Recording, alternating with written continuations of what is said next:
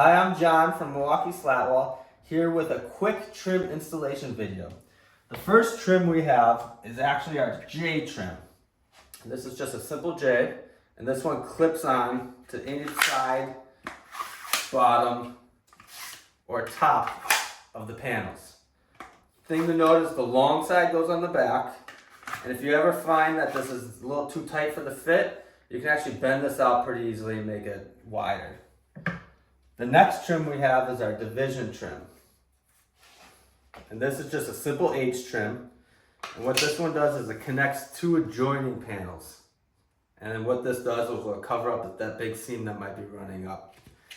Our J trim is definitely our most popular, so you'll probably be using this one the most.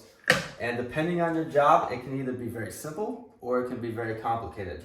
When you're doing floor to ceiling, it can get a little more complicated, so we recommend that you have a plan for it. But note that our trim does cut very easily. Any woodworking tools will get it where you need it to be. You can do the 45-degree miter cut, or you can do kind of the straight position where it'll just kind of be resting next to each other, all depending on what look you like.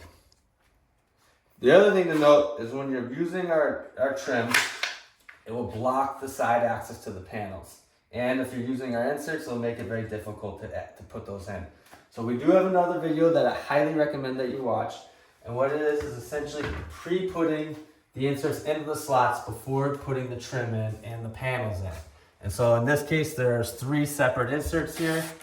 And what we do is we have these cut into thirds. You can do it in halves, but you essentially slide these over, get all your screws in over here, slide these all over, get all your screws in over here, and then once you're done, you spread them all out. But what you do is you get the inserts in before you put the trim and lock the panels in. So when you're going floor to ceiling, we recommend that you put the trim piece on the panel before you lock it into the wall.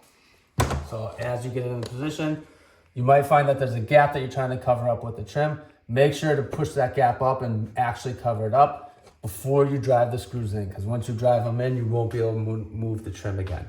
Same thing on the floor. Most garages have a slope. Using the trim to cover that slope and that gap is highly recommended. So when you're securing it, make sure to position the trim to cover that gap before you lock any of the panels in. So you might find yourself in another situation where putting the trim might be difficult with the panels or in the position of your job.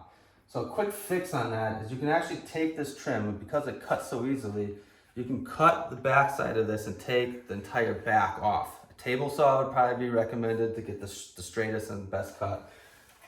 In my job, I used this multi-tool, did a great job. And what it does is we took it and we made an L shape instead of the J shape.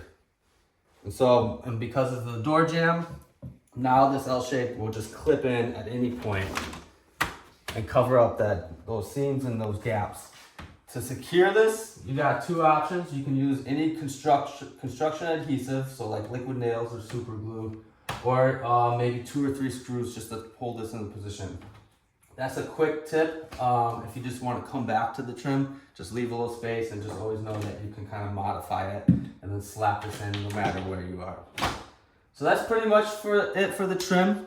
If you guys have questions, we're always here to help, so reach out to us. But otherwise, visit us at mkeslatwall.com. Thanks.